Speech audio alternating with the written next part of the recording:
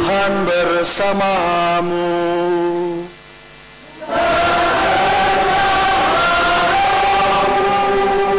Inilah Injil suci menurut Yohanes.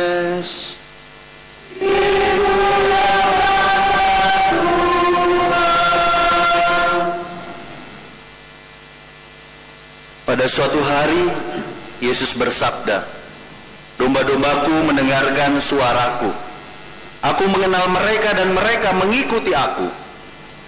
Aku memberikan hidup yang kekal kepada mereka, dan mereka pasti tidak akan binasa sampai selama-lamanya. Tidak seorang pun akan merebut mereka dari tanganku. Bapakku yang memberikan mereka kepadaku lebih besar daripada siapapun. Tidak seorang pun dapat merebut mereka dari tangan Bapa. Aku dan Bapa adalah satu." Demikianlah sabda Tuhan.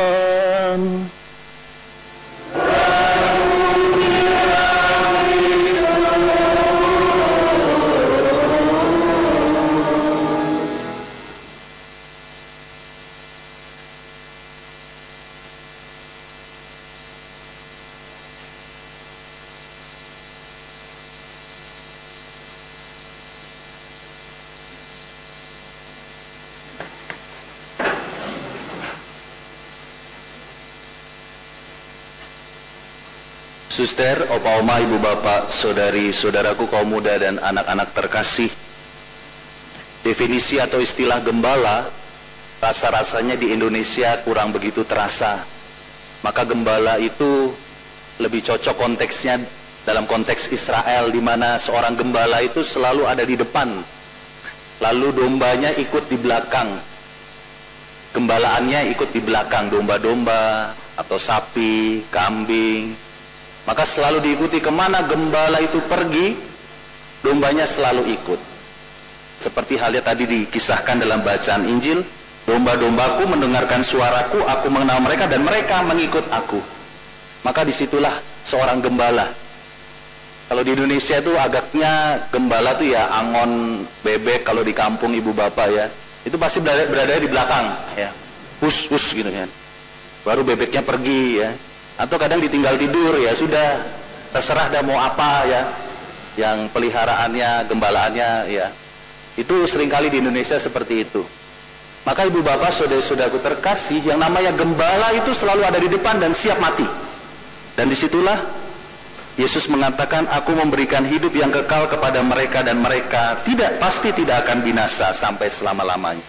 Maka gembala yang baik itu selalu menjaga domba-dombanya, kawanannya, dan siap untuk mati apapun yang terjadi, melindungi domba-dombanya. Maka Bapak Ibu, saudara-saudaraku terkasih, dari antara kami bertiga, saya, Romo Dipta, Frater Daniel, siapa yang siap mati duluan? Sebagai gembala ya, bisa dilihat dari posturnya ya. Ibu bapak, saudara-saudaraku terkasih, ketika kita mendengarkan suara gembala, tentu kita sebagai kawanan domba belajar untuk mau mendengarkan.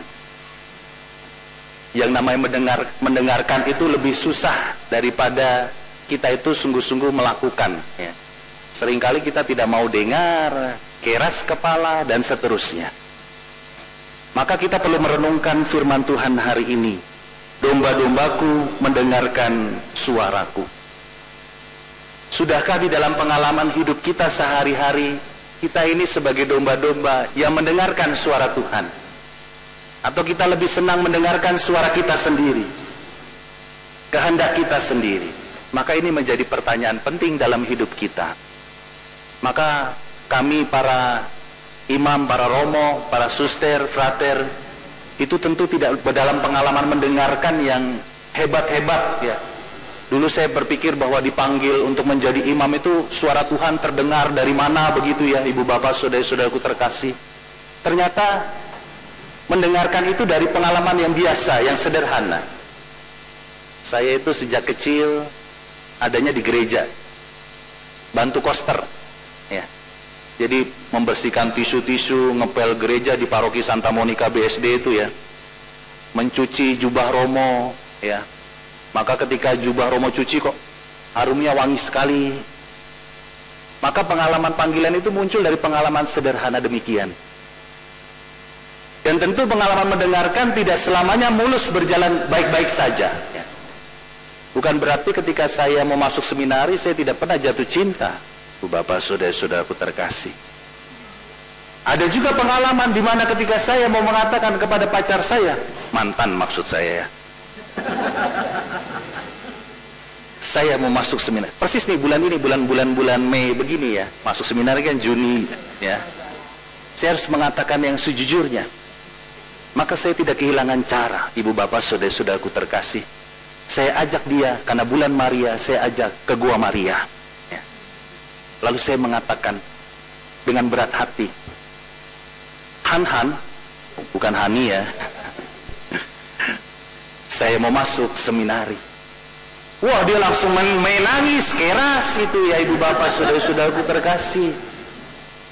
Katanya masa depan kita mau dibawa ke sana ya. Langsung saya meneguhkan, pandanglah Bunda Maria, ia menyimpan segala perkara dalam hatinya Han ya. Langsung dia cubit saya, aduh sakit sekali dia cubit tangan saya. Dia mengatakan, oh pantas Santo Yosef, nama kau itu Yosef Biondi ya, mau meninggalkan Maria diam-diam. Ibu bapak saudara-saudara terkasih, ada kisah yang tentunya bisa saya ceritakan di sini dengan penuh sukacita. Itulah pengalaman mendengarkan panggilan. Dan yang menjadi sulit adalah ketika saya bulan Januari yang lalu harus memberkati mantan saya perkawinannya ini. Lebih mudah memberkati pasangan-pasangan di paroki ini ya, atau di paroki saya sebelumnya Pulau Mas. Tapi ketika memberkati mantan, apa saya yang harus khotbah apa ini ya? Tapi itu pengalaman nyata, pengalaman tentu sebagai domba. Saya pun juga sebagai domba mendengarkan suara Tuhan, Sang Gembala Agung. Maka saudara-saudaraku terkasih, kita hari ini diajak untuk mendengarkan suara Sang Gembala. Karena suatu saat nanti atau saat ini Anda sekalian pun juga sedang menjadi gembala bagi domba-domba. Domba-domba itu bisa anak-anak Anda, bisa orang tua Anda yang sekarang membutuhkan perhatian yang lebih. Pada saatnya atau saat ini Anda sekalian pun saya yakin dan percaya juga dipanggil untuk menjadi gembala. Maka panggilan itu bukan hanya panggilan khusus bagi kami para imam, suster, bruder dan frater, tetapi Anda dalam hidup berkeluarga pun Anda juga dipanggil untuk mendengarkan suara gembala. Dan pada saatnya nanti ketika Anda menjadi domba-domba yang baik, Anda pun juga akan belajar dan bertekun berjuang menjadi gembala yang baik bagi keluarga Anda sekalian, bagi anak-anak Anda, bagi orang tua Anda. Dan kita pun dipanggil untuk terus-menerus mau menggembalakan domba-domba yang Tuhan percayakan kepada kita. Tuhan Yesus memberkati kita semua.